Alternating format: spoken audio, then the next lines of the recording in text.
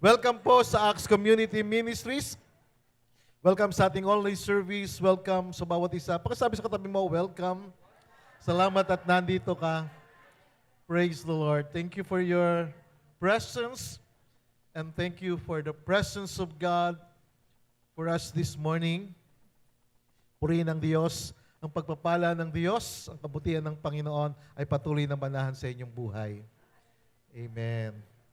Praise the Lord. Ngayon po umaga, ako po ay mangungusap sa pagsang Jesus sets the captives free. Last Sunday, we learned that Jesus came to mend our hearts, our broken hearts, healing us in the very depths of our being. Yun yung purpose niya.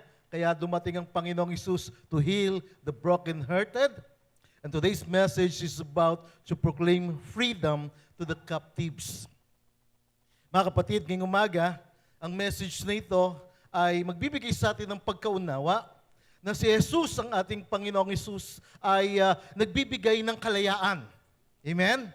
Jesus gives freedom to those who are spiritually imprisoned. Ang Panginoong Hesus ay nagbibigay ng kalayaan doon sa mga tao na spiritually nakakulong. Spiritually bihag sila. Inaalipin sila.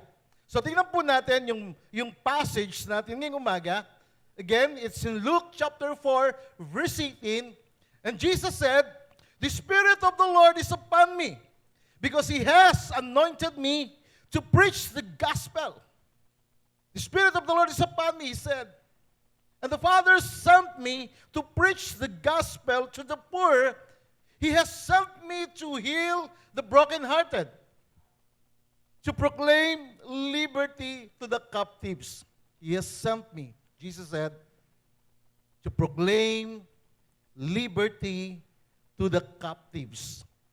Ako ay sinugo upang ihayag ang kalayaan, liberty, freedom, kalayaan sa mga bihag, sa mga nakakulong, spiritually, sa mga nakakaranas ng pagkaalipin. Now, the word liberty in Greek is eleutheria. Nakarinig na ba kayo ng pangalang eleutheria? Narinig ko yan na pinangalan sa tao, pangalan niya eleutheria. Ibig sabihin pala ng pangalang eleutheria ay freedom. Freedom or deliverance. Kalayaan. In other words, when Jesus said, "I'm here to proclaim liberty," it means that liberty means release to those who are in captivity of sin. Na ang kalayaan ito ay pagpapahayag ng pagpapalaya doon sa mga captive. In the Amplified Bible, it says, Jesus said, "The Spirit of the Lord is upon me," the Messiah, "because He has anointed me to preach the gospel," or the good news, to the poor. He has sent me to announce, to proclaim, to preach, to publish, release, or pardon, or forgiveness to the captives. This is the purpose why Jesus came. Jesus not only came to bind up the brokenhearted, hindi lamang siya dumating upang pagalingin ang mga bagbag na puso, sugatang puso, nagdurugo na puso, but He also came, and He's here to proclaim freedom to the captives. That is His purpose. Not just to heal the brokenhearted, but to set the captives free. It is His mission. Ito yung mission niya, ito yung purpose niya. And the same mission has been extended to us or given to us because God also has anointed us, siya rin ang nagpahid sa atin, to follow the example of Jesus. Na sinabi sa 2 Corinthians 1 verse 21, He has anointed us, He established us, He sealed us. Of course, the main reason is to follow the example of Jesus. But today's truth, ang katotohanan ngayong umaga, si Jesus ay nagpapalaya. Pakisabi sa katabi mo, si Jesus nagpapalaya. Mayroong kalayaan kay Jesus. Na kapag na kay Jesus ka, you are connected to Him, you have that personal relationship with Him, merong kalayaan. Jesus came, He said, the Father sent me to proclaim freedom, to proclaim liberty, to proclaim deliverance to those who are captives. Bakit? Kasi maraming tao ngayon ay nakakulong sa iba't ibang klase ng bilangguan o pagkakaalipin. Ang iba ay nakakulong sa droga, ang iba ay nakakulong sa alcohol, inaalipin ng alcohol, ng alak, ang iba ay nasa pagkakaalipin ng gambling or pagsusugal. Ang pagtaya sa loto ay isang klase ng pagsusugal. Amen? At maraming tao, sa halip na ibili nila ng pagkain para sa pamilya nila, meron silang nakareserba para sa loto. Pastor, paano kung manalo ko? Magdodonate ako sa church. Paano kung hindi? Mas marami ang hindi. So maraming tao nakakulong sila, alipin ng droga ang iba, alipin ng iba ng alcohol, ng alak, at alipin ng pagsusugal. Kaya magtataka ka bakit may mga taong hirap na hirap ang buhay, hindi makaahon kasi sila ay nasa pagkakaalipin ng bisyo. Ang iba ay nasa pagkakaalipin ng pornographic materials o panonood ng malalaswa na nagdadala doon sa impurity and sexual immorality.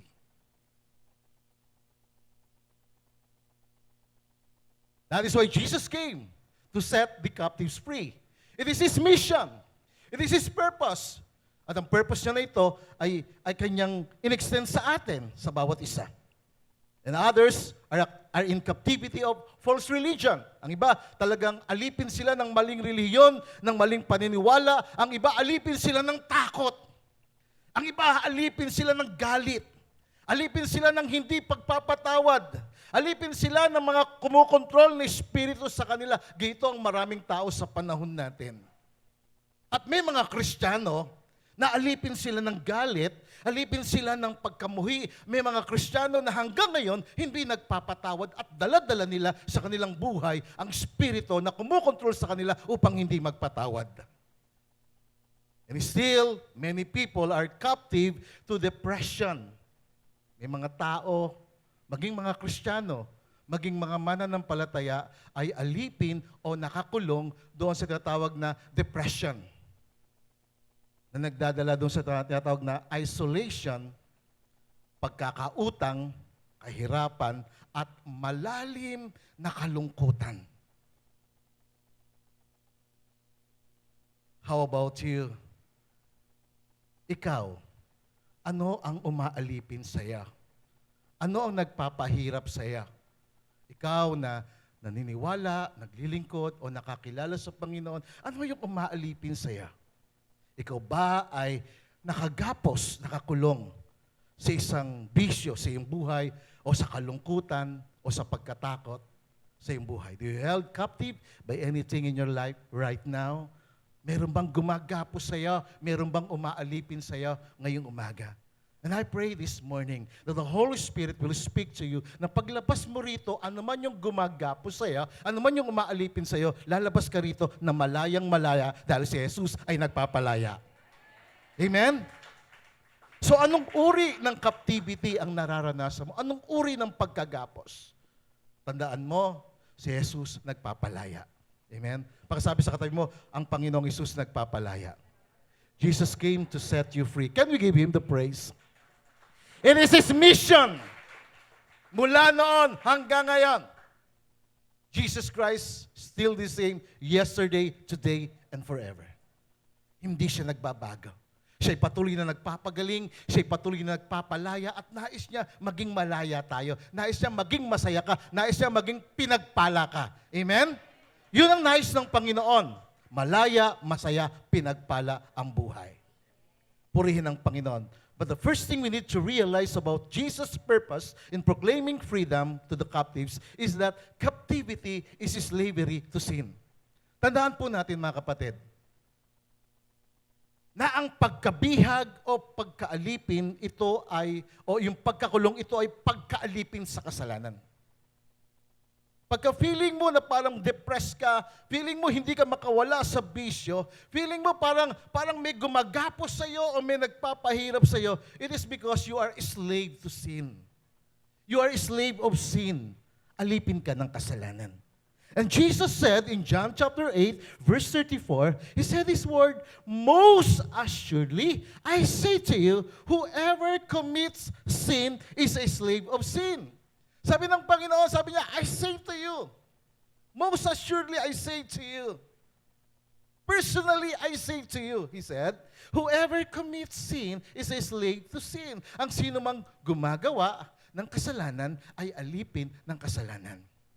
Pagka nasa bisyo ka, alipin ka ng kasalanan. Pagka nasa mali kang paniniwala, mali kang ugnayan sa Panginoon, alipin ka ng kasalanan. Pagka ikaw ay nagsusugal, alipin ka ng kasalanan. Pagka ikaw ay laging tumataya sa loto, alipin ka ng kasalanan. Are you with me? Ano mang ginagawa natin na labag sa kalooban ng Diyos at hindi nakalulugod sa Panginoon, ito ay magdadala sa atin sa pagkaalipin ng kasalanan. Now, the word commits in Greek is poie, na ang ibig sabihin to do or to practice. Kapag nagkukommit ka ng kasalanan, ginagawa mo ito, pinapractice mo ito araw-araw. It is commonly used to indicate the act of performing or committing an action habitually. Anumang kasalanan na ginagawa mo paulit-ulit, nagiging habit, nagiging character, nagiging ugali, nagiging destiny ng buhay ng isang tao.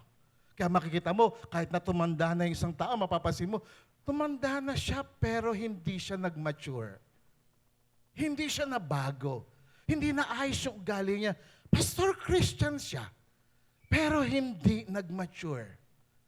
Ganon pa rin siya, para siyang isip bata.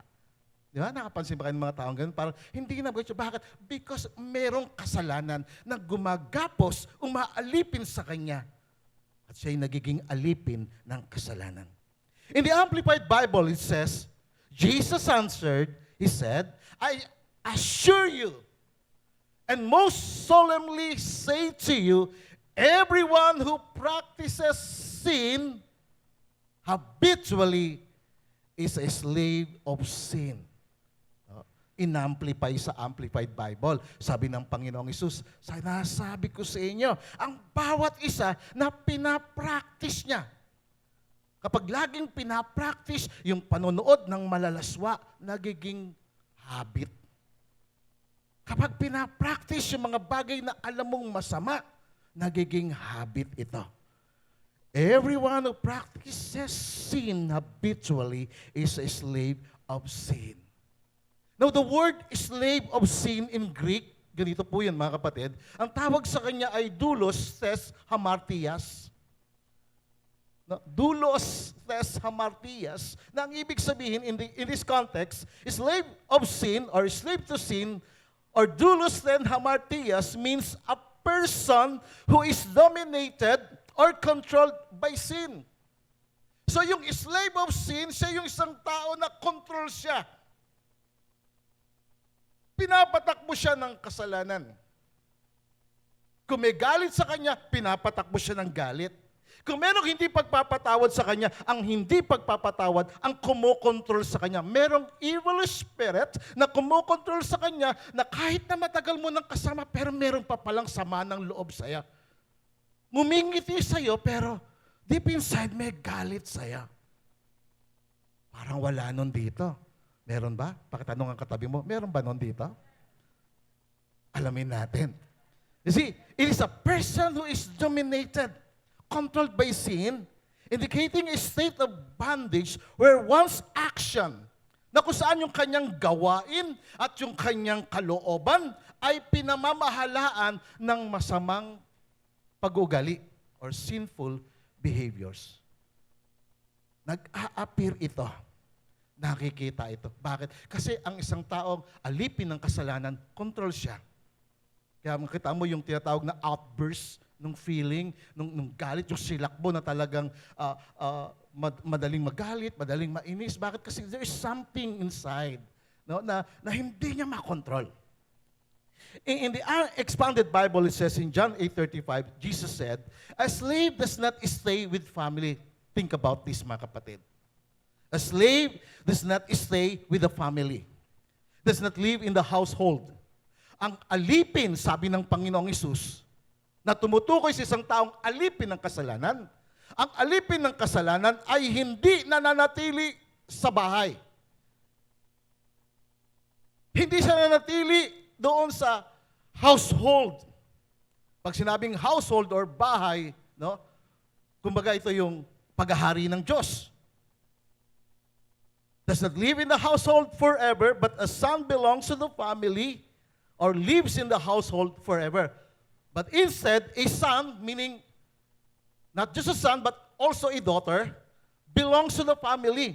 So kung ang alipin hindi pwedeng manahan sa pamilya, sa bahay, magpakailan paman, ito ay dahil siya ay alipin.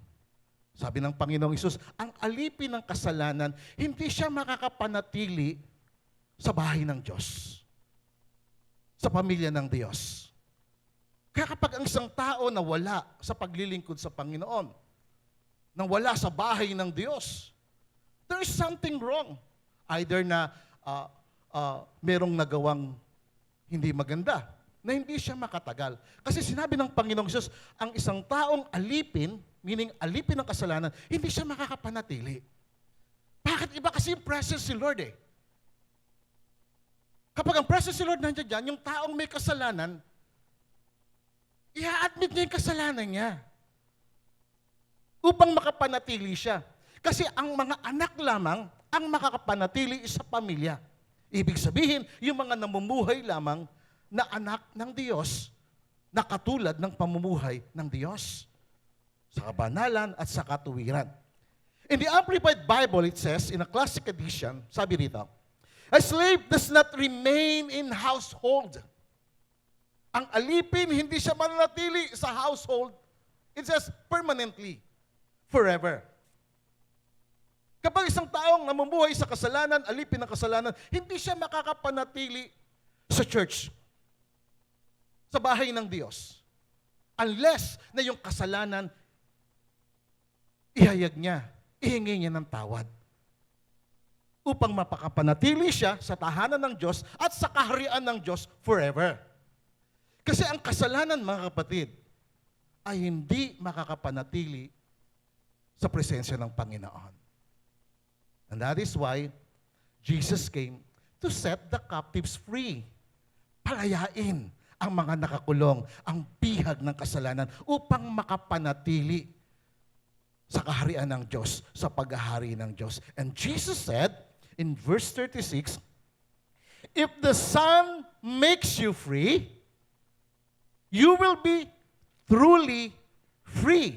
In other words, you will be free indeed.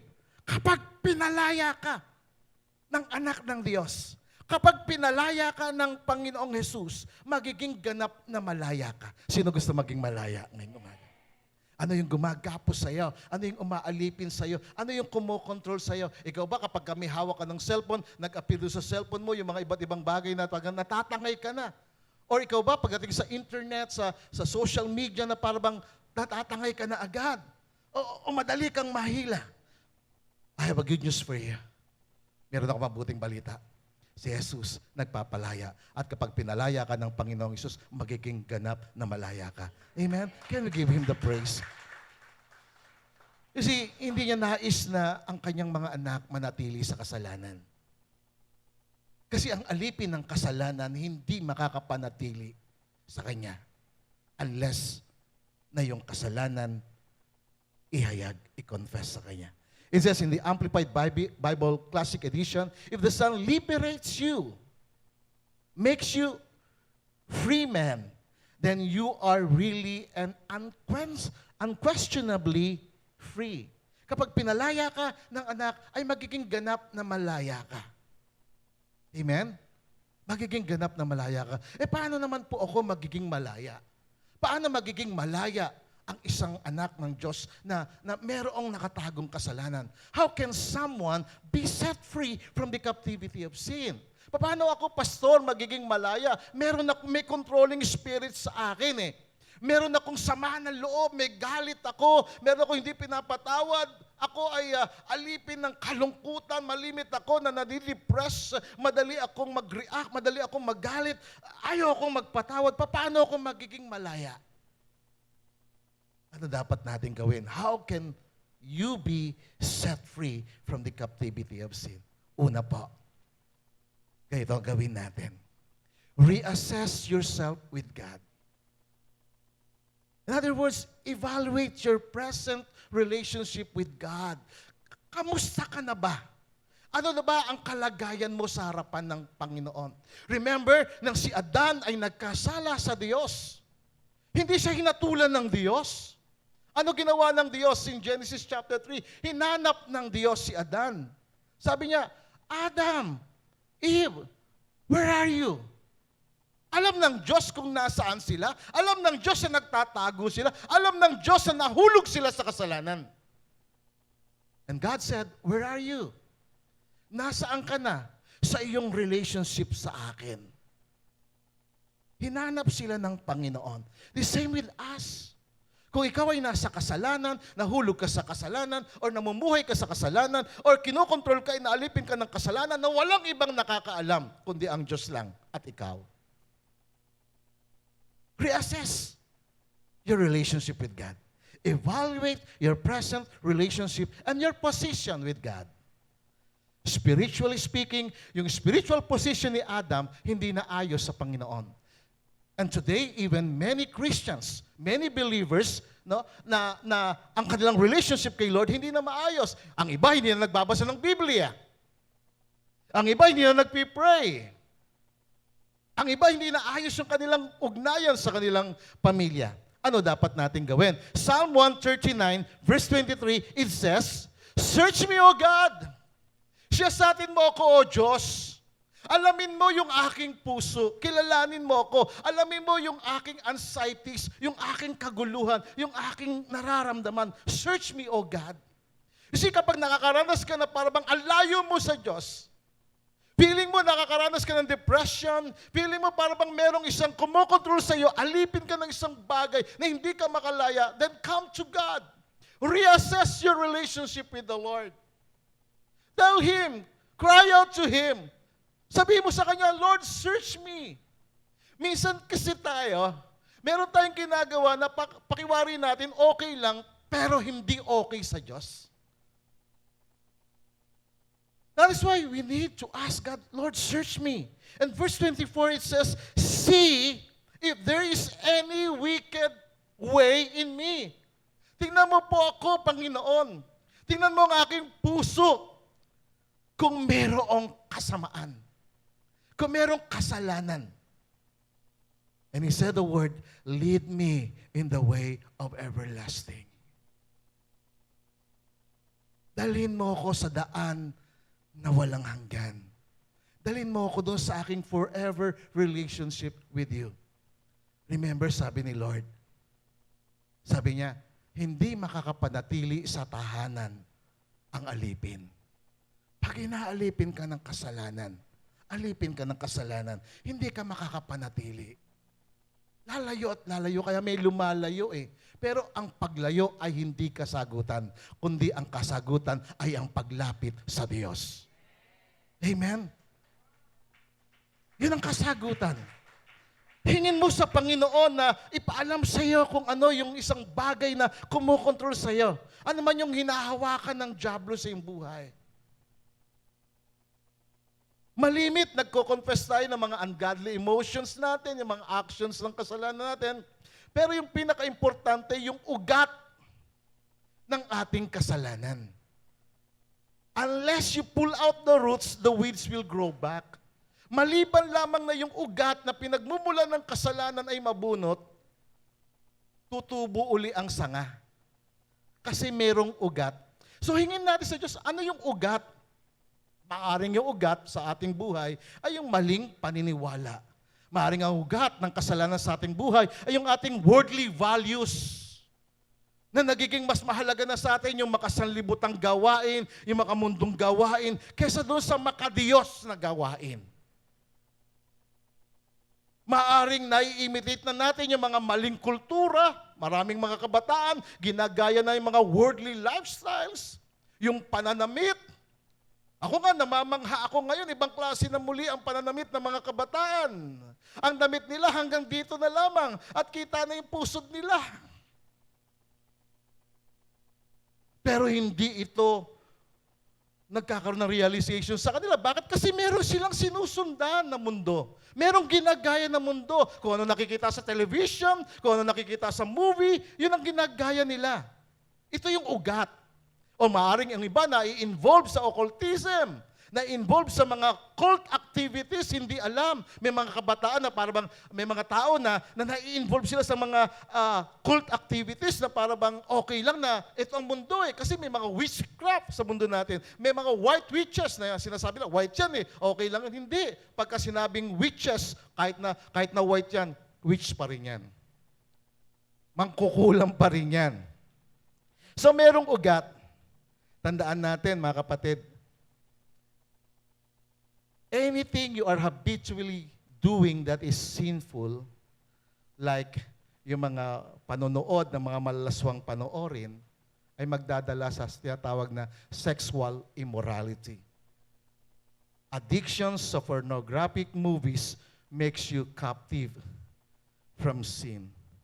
Anumang bagay na hinahawakan natin, no, na pinamamayani natin sa ating buhay na hindi nakalulugod sa Diyos, katulad ng pride. No, yung pride, kaya nga meron tinatawag na Pride Month, na kanilang pinagmamalaki, ito ako eh. Ito na kami. Ito na yung gender namin eh. Mga kapatid, ang Diyos ay lumikha ng tao, lumikha siya ng lalaki at babae lamang. Ang mundo natin ang nagdadala ng iba't ibang klase ng gender. Hindi tayo pwedeng sumunod sa takbo ng mundo.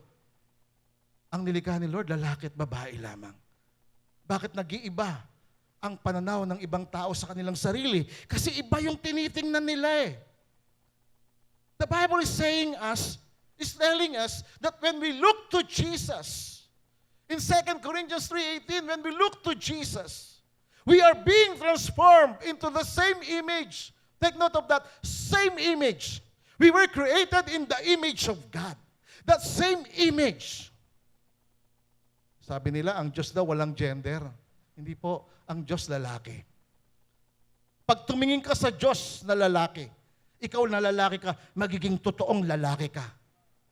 Kapag ikaw ay babae na tumingin ka sa Diyos, kahit na Diyos na lalaki siya, magiging totoong babae ka. When we look to Jesus, we are being transformed into the same image from glory to glory. That is the lifestyle of Christianity. Hindi worldly lifestyle yan. Christianity lifestyle yan. When we look to Jesus, we are being transformed into the same image. We're not against LGBT. We love them. We pray for them. No, we don't judge them. Huwag natin silang hatulan. But lead them to know the Lord. No, share to them the love of God. Maaaring kaya naging ganun sila, hindi nila naintindihan yung pag-ibig ng Panginoon. You see, it is about us to reassess. That is the first, for us to experience freedom. Reassess yourself with God. For us, for you to experience or to be set free from the captivity of sin. And second, is to repent and renounce evil in your life. For you to experience freedom, you must repent. Kinakailangan may pagsisihan ka. Kinakailangan meron kang i-renounce. Ibig sabihin, kinakailangan meron kang tanggihan na kasamaan sa iyong buhay. Sabi ng Proverbs 28, verse 13, it says, whoever conceals their sins does not prosper. Think about this. Ang sino man nagtatago ng kasalanan sa kanyang buhay, hindi siya uunlad. Hindi giginhawa ang buhay ng isang tao na nagtatago ng kasalanan, ng kasamaan sa kanyang buhay, hindi uunlad. We declare in this church the blessing of the Lord. When God gives blessing, He adds no sorrow with it. That is the will of God for us to experience the fullness of His blessing. But if there are sins in our lives, he who conceals, siya na nagtatago ng kasalanan sa kanyang buhay. Siya na nagtatago ng sama ng loob, ng galit, ng unforgiveness. Hindi siya giginhawa. Siya na nagtatago ng mga pornographic materials sa kanyang buhay, sa kanyang bahay, sa kanyang cellphone, sa kanyang computer, sa kanyang laptop. Ikaw nagtatago ka ng mga pornographic materials, hindi ka giginhawa. Sabi ng Biblia. Sabi ng Diyos. The Word of God, the Bible is the Word of God. And it says, whoever conceals their sins does not prosper. Maliwanag yun. Does not prosper. Hindi siya giginhawa. But the one who confesses, siya na nagko-confess at nagre-renounce, ay tumatanggap ng habag. Amen? Gusto ba natin ng habag? Praise the Lord. Siya na nagko-confess, kahabagan siya. Kaya importante kay Lord na ano man yung nakatago sa ating buhay, confess natin kay Lord. Walang ibang nakakakita ng buhay natin, personal, kundi ang Diyos. At alam din ng diablo yon. Kasi meron siyang nakabantay sa'yo. Alam niya kung ano ginagawa mo. Diba? Kaya nga merong isang lalaki na nagpapalaya siya ng masamang espiritu. Doon sa naposes. Pinalaya siya. Sabi niya, sa pangalan ng Panginoong Jesus, lumayas ka. Sabi ng demonyo, nagsalita doon sa tao, ba't ako lalayas? Pareho lang tayo. Kumbaga, sinabi ng demonyo ng masamang espiritu na ikaw meron tinatago kang kasalanan. Paano mo ako mapapalayas? Kailanman hindi mapapalayas ng isang tao ang masamang espiritu sa buhay ng ibang tao unless na ang kasalanan sa kanyang buhay ay kanyang i-confess at i-renounce. Doon siya tatanggap ng habag ng Panginoon. We must renounce false belief, evil thoughts. Kung meron mang masamang kaisipan sa iyong buhay, i-renounce yun. Kung man yung bagay na hawak ng diablo sa iyong buhay, no, kinokontrol ka sa pagsusugal, sa bisyo, no, hingi mo ng tawad sa Panginoon yon, tanggihan mo yon, i-renounce mo yon, kung ano man yung pagkakahawak ng diablo sa iyong buhay. Bakit? Kasi gusto ng Diyos maging malaya ka, maging masaya ka, maging pinagpala ka. Amen? Can we give Him the praise? At gusto din ng diablo na ikaw ay nakakulong, malungkot, at mahirap. Yan ang gusto ng diablo. Mga kapatid, we are in this battle between God and the devil. But we need to be on the winning side. Greater is He that is in us than he that is in the world. And we are more than conquerors through Him, through Jesus Christ who loved us. So what must we do? Reassess yourself before God. Repent and renounce evil in your life, kung meron man. And third, release yourself. I-release mo yung sarili mo doon sa pagkakaalipin. Release yourself from captivity. Sabi sa Psalm 55 verse 22, it says, cast your burden on the Lord. Yung burden, ito yung nagpapabigat sa ating buhay. Cast your burden on the Lord. Release it to Him. I-release mo kay Lord yung mga nagpapabigat sa iyo, yung mga umaalipin sa iyo. Sabi mo kay Lord, release mo yun kay Lord. Kung kinakailangan umiyak ka, lumuhod ka sa Kanya, sabi mo, Lord, nahihirapan na ako dito sa kabigatang ito. Just release to Him. Release to Him. Why? Because He will sustain and uphold you. It is the Lord who will sustain us. It is the Lord who cares for you. It is the Lord who will uphold your life. Mas mabuti, mas matindi na si Lord ang nagsusustain sa iyo. Si Lord, ang Panginoon, ang nag-uphold ng iyong buhay. He will never allow the righteous to be forsaken. Hindi ka niya pababayaan. Amen? Pagkasabi sa katabi mo, hindi ka pababayaan ng Diyos. Hindi ka pabayaan niya na mag-fall, mag-fail. No? Hindi po.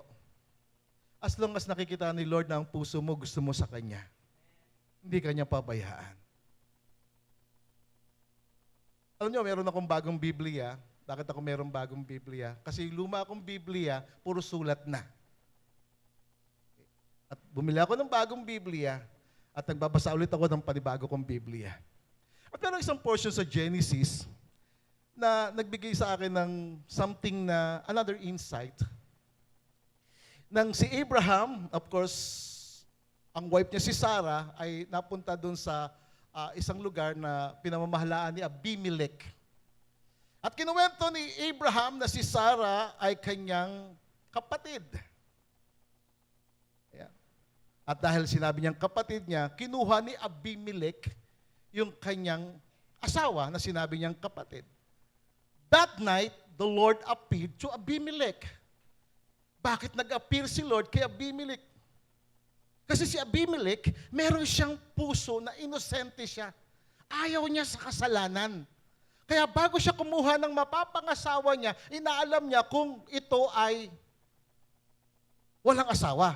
At dahil narinig niya na kapatid, kinuha niya at niregaluhan niya si Abraham. And so, nung gabi na yon, nagpakita ang Panginoon sa kanya at sinabi sa kanya, ngayong gabi, mamamatay ka. Sabi niya, Lord, bakit? Dahil kinuha mo yung asawa ng aking lingkod. Sabi niya, Lord, take note of what he said. Sabi niya, Lord, inosente ako. Hindi ko alam. And take note what the Lord said. Sabi ni Lord sa kanya, kaya nga hindi kita pinahintulutang magkasala. Think about that. Sabi ni Lord, hindi kita pinahintulutang magkasala sa Kanya. Kasi inosente ka. Kasi ikaw ang taong lumalayo ka sa kasalanan, lumalayo ka sa tukso. At hindi pinahintulutan ng Panginoon na siya ay magkasala. Pag-isipan natin saglit. Hindi siya naglilingkod sa Diyos. Hindi siya mananampalataya. And yet, God spares him. Iningatan siya ng Panginoon na huwag magkasala. Di lalo na ang mga anak ng Diyos. Amen? Pakisabi sa katabi mo, lalo ka na. Lalo na tayo. Iingatan ka ng Panginoon na huwag kang magkasala. Bakit? Kasi ayaw mong magkasala.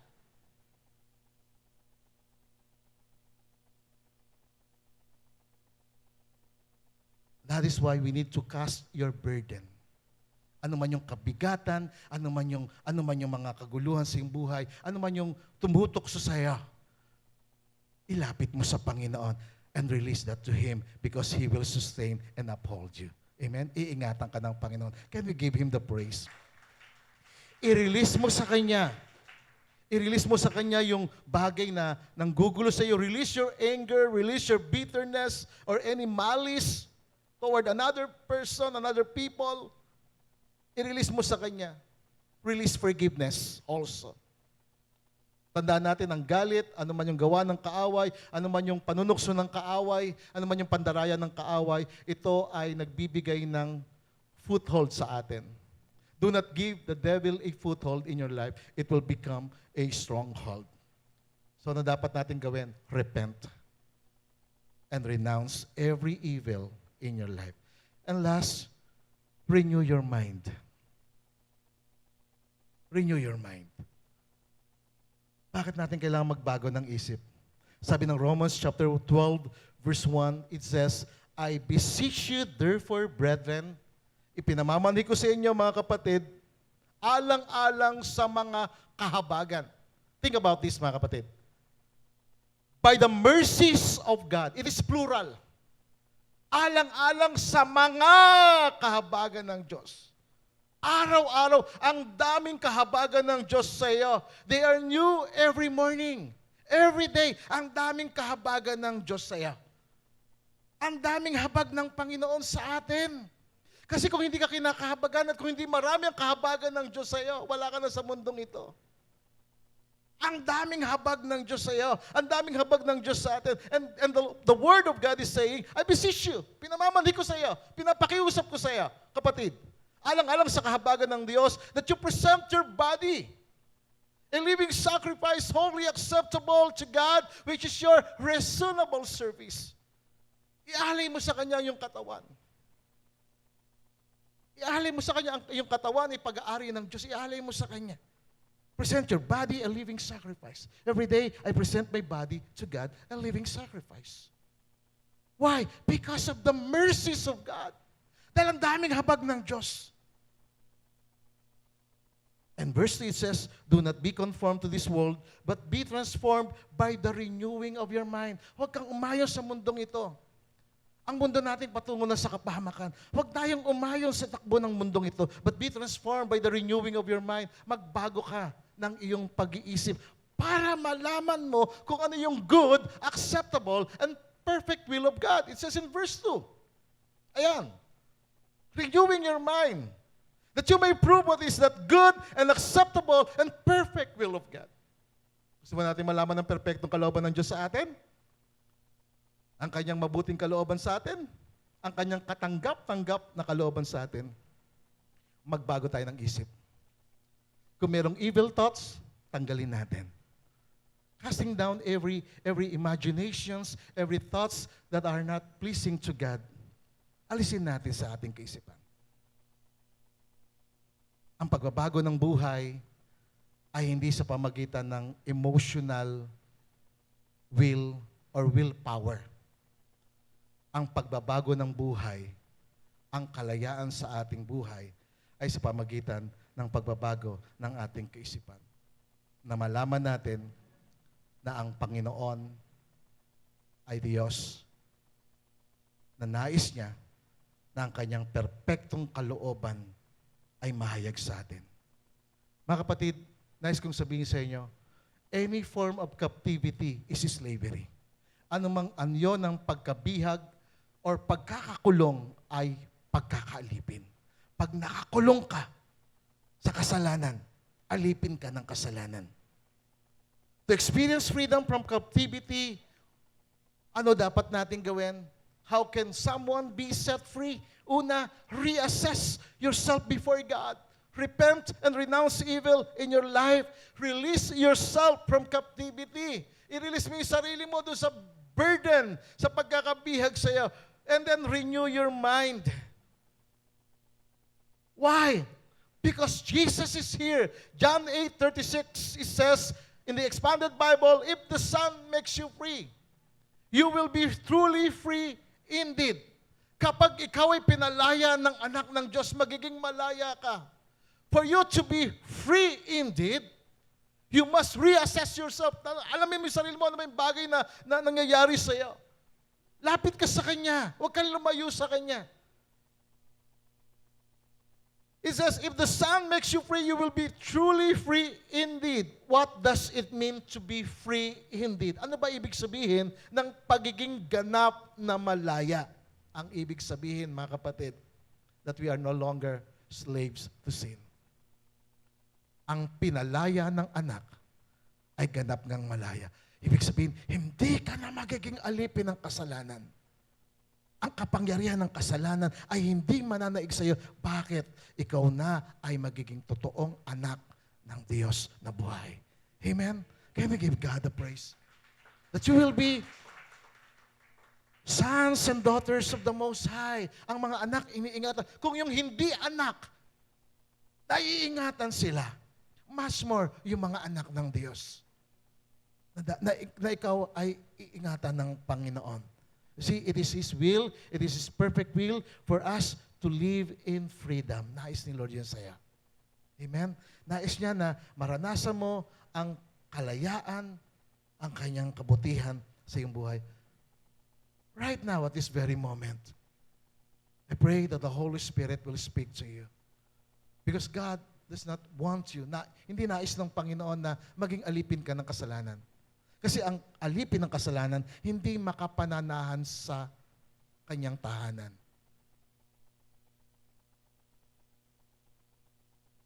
Ang isang taong namumuhay sa kasalanan, hindi makakapanahan sa kanya.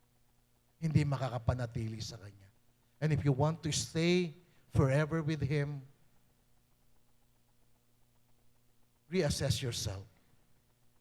Lord, ano nangyayari sa akin? Then repent, renounce, release yourself, renew your mind.